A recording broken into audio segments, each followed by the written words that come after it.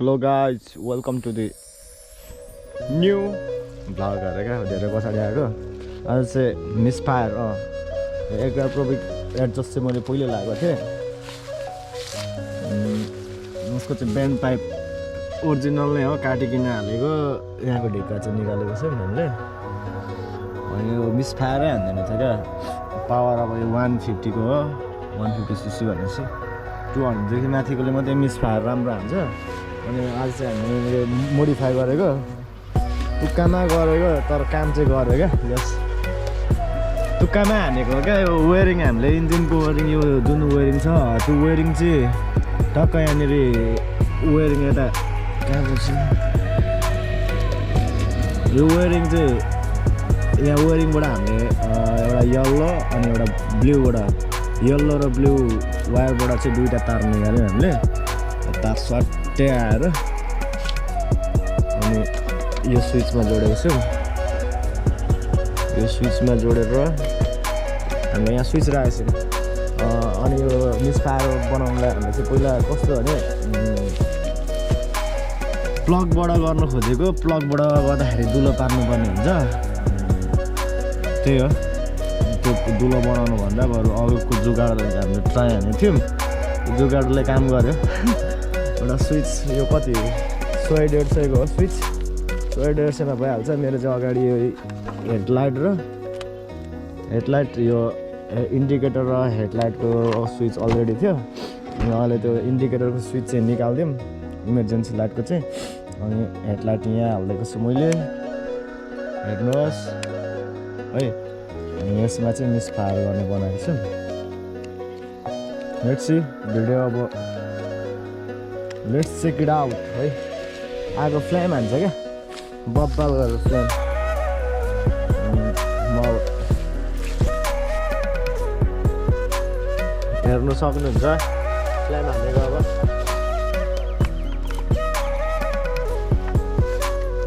अब दिउँसो चाहिँ हार देखिएन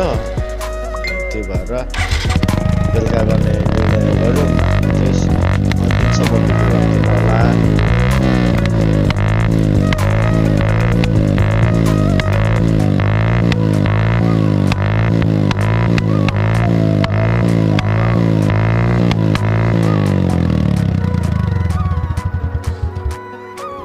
ठक्क स्टार्ट गरेर एक्लै छु यार म क्यामेरा पक्राउँदैन कसैले जस्ट अन गरेर